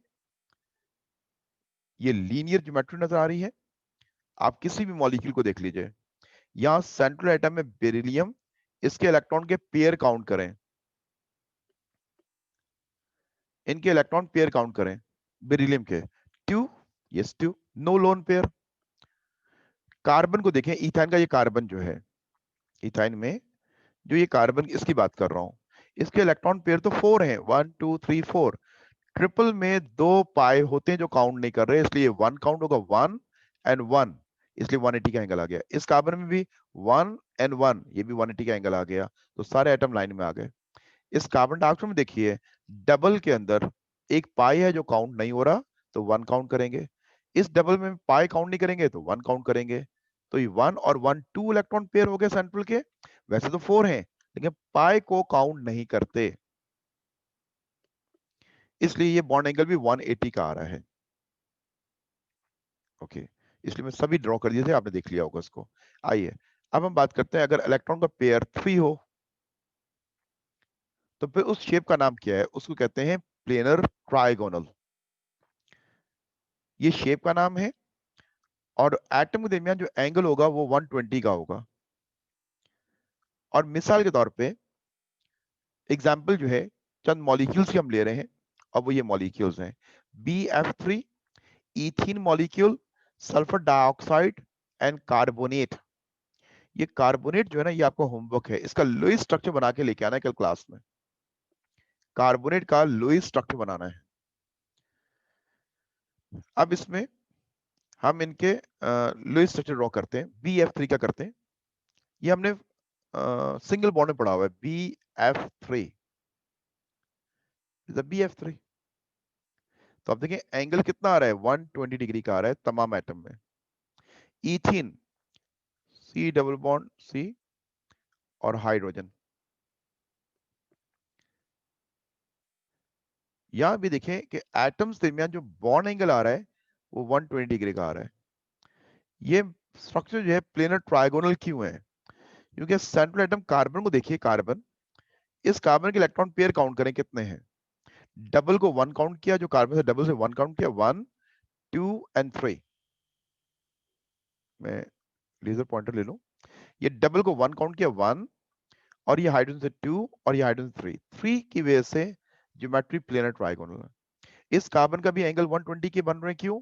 क्योंकि इसके भी इलेक्ट्रॉन पेयर का काउंट 3 आ रहा है। डबल को 1 काउंट किया, क्योंकि पाई कंसीडर नहीं करते, 1 2 एंड 3। नेक्स्ट, अगर इलेक्ट्रॉन पेयर काउंट 4 आ जाए तो बेटा इसमें 4 में बुक में इसको ऐड कर लीजिएगा। ये जो 4 जो है ना, इसको चाहे तो नोट डाउन भी कर लें।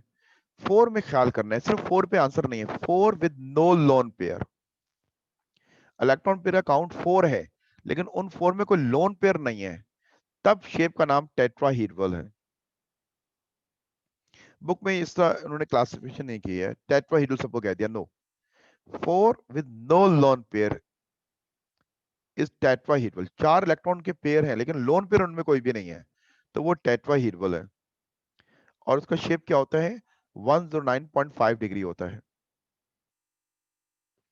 मिसाल के तौर पे मीथेन, CCl4, इथेन, इसमें से मीथेन को मैं ड्रॉ कर रहा हूं। Methane, carbon first electron pair, second, third, four, bond angle is 109.5 degree. देखिए कार्बन के इलेक्ट्रॉन पेयर 4 हैं, लेकिन इनमें लोन पेयर कोई नहीं है, इसलिए इसका शेप का नाम क्या होगा? टेट्राहीड्रल होगा। 4 में 3 केस हैं। सेकंड केस ये 4 विद 1 लोन पेयर, तो वो टेट्राहीड्रल नहीं होता, पैरामिडल होता है, और उसका एंगल 107 होता है। अमोनिया उसकी मिसाल है। अब देखिए ये नाइट्रोजन है, इस नाइट्रोजन के साथ एक लोन पेयर है, और इस नाइट्रोजन के साथ 3 बॉन्ड पेयर हैं। अब जो ये लोन पेयर आ गया ना, अब ये जो लोन पेयर है, इस लोन पेयर की रिपल्शन की वजह से, इसकी रिपल्शन ज्यादा होने की वजह से बॉन्ड पेयर का जो डिस्टेंस है वो कम हो जाएगा। 4 है, एंगल 109.5 होना चाहिए, लेकिन लोन पेयर एक बीच में आ गया, उसकी रिपल्शन से ये एंगल 109 से कम हो गया, कितना हो गया? 107 हो गया। तो 109.5 डिग्री के एंगल वाले स्ट्रक्चर को टेट्राहीड्रल कहते हैं। तो लोन पेयर की रिपल्शन ज्यादा होती है, इसलिए एंगल ये कम होके 107 हो गया, इसलिए ammonia is not a tetrahedral, is a pyramidal. अब तीसरा केस ये है कि काउंट 4 हो और 2 लोन पेयर हो, तो उस शेप को कहते हैं बेंट या एंगुलर कहते हैं। बेंट और एंगुलर वो ज्योमेट्री है जिसमें बॉन्ड एंगल 104.5 डिग्री का हो। ये सारी वैल्यूज याद करनी है। एग्जाम्पल वाटर मॉलिक्यूल है। जब हम वाटर मॉलिक्यूल की बात करते हैं तो उसके अंदर 2 लोन पेयर होते हैं, जिनकी रिपल्शन ज्यादा होने की वजह से जो बॉन्ड एंगल वाटर मॉलिक्यूल का है वो और कम होकर रिड्यूस होकर 104.5 डिग्री हो गया। ये तीनों एग्जांपल देखिए, सेंट्रल एटम के इलेक्ट्रॉन पेयर तीनों में 4 है, लेकिन डिफरेंस क्या आ रहा है कि पहले में है नो लोन पेयर, सेकंड में है 1 लोन पेयर, थर्ड में है 2 लोन पेयर, जिसकी वजह से एंगल रिड्यूस हुआ तो ज्योमेट्रिकल शेप चेंज हुई, उनका नाम हमने तब्दील किया है। तो ये 5 ज्योमेट्रिकल शेप्स थी। अब इसको याद करना आपका काम है। मैंने थ्योरी पूरी समझा दी आपको।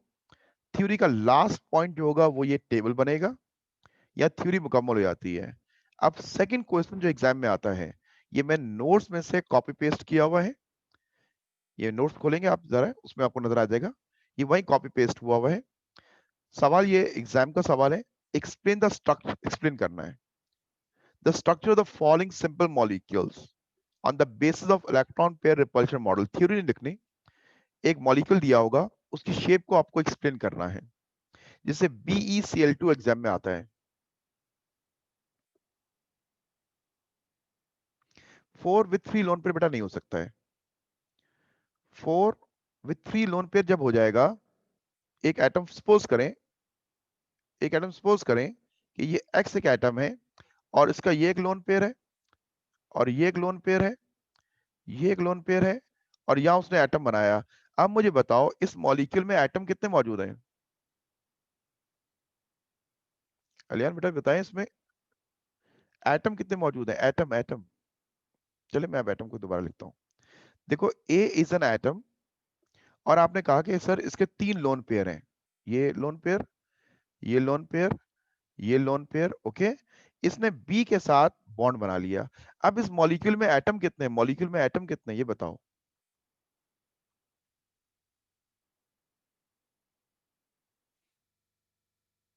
इस मॉलिक्यूल में एटम कितने हैं? एटम, एक एटम ए है और एक एटम बी है, क्या और कोई एटम है? अलियान आप बताएं, आपको वेट कर रहा हूं। हाँ यस, नहीं है। तो बेटा ये तो डायटोमिक हो गया ना, और डायटोमिक की शेप क्या होती है? लीनियर। आपने क्लोरीन का ना Cl, कि सर क्लोरीन ले लीजिए, और उसके बाद 3 लोन पेयर होते हैं, ये लोन पेयर हो गए 3। एक उसके पास इलेक्ट्रॉन था, उसने H के साथ शेयर कर दिया, अब क्या बन गया? ये तो डायटोमिक हो गया ना। तो डायटोमिक की शेप क्या होती है? लीनियर होती है, इसलिए ये केस बनता ही नहीं है, ओके। अब आए टॉपिक के ऊपर जरा। ये सवाल एग्जाम में आता है कि आपने इस मॉलिक्यूल की शेप को समझाना है, तो इसलिए नोट से याद कीजिएगा। मैं इसको रीड कर देता हूं कि स्टार्ट कहां से होगा। The Lewis structure of BeCl2 is represented as, आपने ये लुईस स्ट्रक्चर ड्रॉ करना है, जो कि आपने सिंगल बॉन्ड में पढ़ा हुआ है। इस लुईस स्ट्रक्चर के अंदर सेंट्रल एटम के इलेक्ट्रॉन पेयर काउंट किए जाते हैं। तो अब हम ये कह रहे हैं the central atom of beryllium has 2 bonding electron pairs.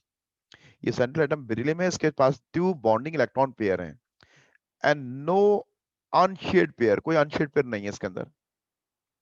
According to the VSEPR theory, the bonding pair will occupy position on opposite side of beryllium, forming an angle of 180. An angle of 180 gives a straight line. Therefore, BeCl2 molecule is linear. आप इसको अपने own words में लिख सकते हो, जरूरी नहीं है कि मेरे जो बुकिश लैंग्वेज है इसी को आप लिखें। नो, आप इसको आसान लफ्जों में खुद लिख सकते हैं, ठीक है। लोएस्ट स्ट्रक्चर ऑफ BeCl2 में आप देख लीजिए कि सेंट्रल एटम के इलेक्ट्रॉन पेयर कितने हैं? 2, ठीक है। Electron pair on the central atom 2 gives the geometrical shape linear with a bond angle 180। बस इतना जुमला लिख दे तब भी इनफ है। अब कार्बन डाइऑक्साइड देख लीजिए, वहां क्या कह रहे हैं? द लोई स्ट्रक्चर, देखिए ये आपका एक्सप्लेनेशन लोई स्ट्रक्चर स्टार्ट होगा।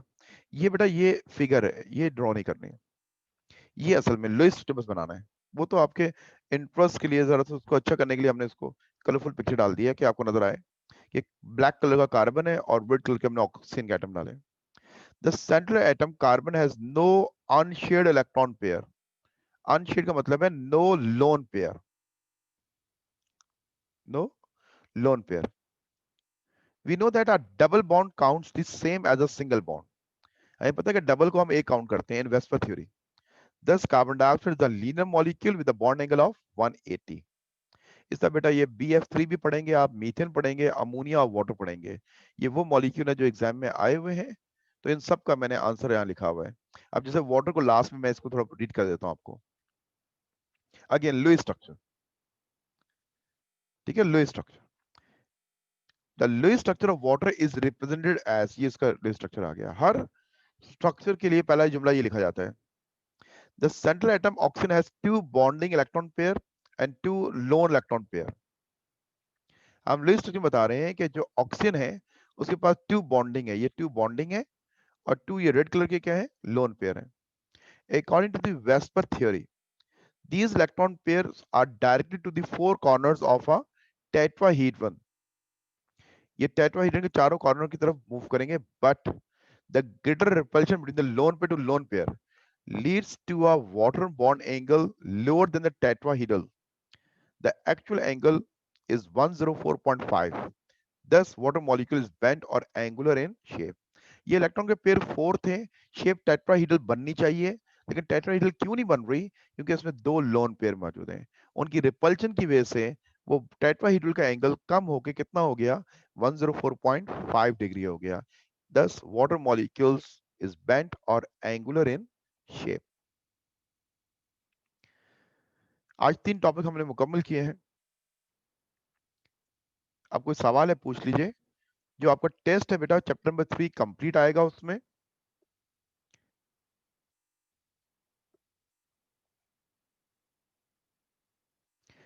टू पाई बेटा, पाई जितने पाई काउंट ही नहीं होंगे कभी भी, ठीक है, पाए काउंट नहीं होंगे। आप अपने किसी मॉलिक्यूल की मिसाल दें, मैं वो लिख के बताता हूँ कि काउंट नहीं करेंगे, पाए काउंट नहीं करना कभी। पाए ज्योमेट्री में इंक्लूड नहीं होता है। पाए एक है तब भी काउंट नहीं करे, पाए दो है तब भी काउंट नहीं कर रहे। नहीं बेटा, टेस्ट में एमसीक्यूज इंक्लूड नहीं है, सिर्फ थ्योरेटिकल टेस्ट होगा, एमसीक्यूज नहीं होंगे। एमसीक्यूज के टेस्ट आप दे चुके हैं। चैप्टर नंबर 3 कंप्लीट थ्योरी का टेस्ट होगा। अब पूरी अच्छी तरह तैयारी करके इसका टेस्ट जरूर दो, कि दोबारा लॉकडाउन से फिर आपका रिटर्न टेस्ट रुक जाएगा, तो एक मौका है कि एक टेस्ट आप दे दें चैप्टर नंबर 3 का रिटर्न, ताकि आपके रिटर्न की प्रैक्टिस हो जाए कि आपको डिटेल क्वेश्चन को आंसर कितना है तो कितना लिखना होता है इसमें, और टाइम मैनेजमेंट का ख्याल करना होता है। इसलिए टेस्ट लाजमी तमाम स्टूडेंट टेस्ट जरूर दें। बिल्कुल होगी बेटा, मुझे मालूम नहीं है टर्न किसका, मुझे मालूम नहीं है, मुझे सोचने दें। मेरी कल फर्स्ट डे बी और सी की केमिस्ट्री है और ए वालों की फिजिक्स है। कल बिल्कुल क्लास होगी। फर्स्ट डे ए वालों की एक्स्ट्रा क्लास वेनेसडे को होगी। आपको इंशाल्लाह बता देंगे, आप जब आएंगे क्लासेस में तो आपको बता देंगे किस टाइम पे होगी।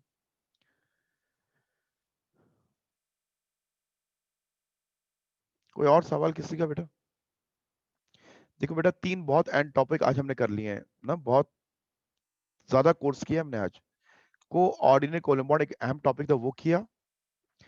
फिर हमने किया डायपोल मोमेंट, वो एक शॉर्ट नोट बनता है या मल्टीपल चॉइस क्वेश्चन उसमें से आते हैं।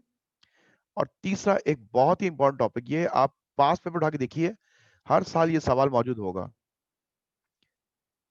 इलेक्ट्रॉन पे रिपल्शन मॉडल या हाइब्रिडाइजेशन। हाइब्रिडाइजेशन बहुत डिटेल में है, उसको कल स्टार्ट करेंगे और सेकंड ईयर में भी अप्लाई करेंगे। अब बेटा मैं एक फार्मूला लिखता हूँ, NH4Cl। आपको मालूम है क्लास एंड नहीं हुई ना, जब मैं कहता हूँ ओके आप जा सकते हैं तब आपकी क्लास ऑफ होती है ना, अभी मैंने किसी को नहीं कहा।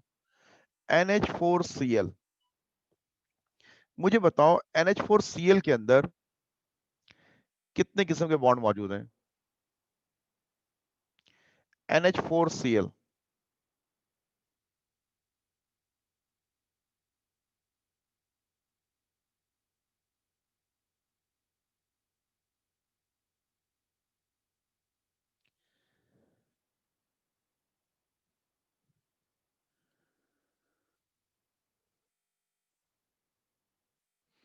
NH4Cl के अंदर कितने किस्म के बॉन्ड मौजूद हैं?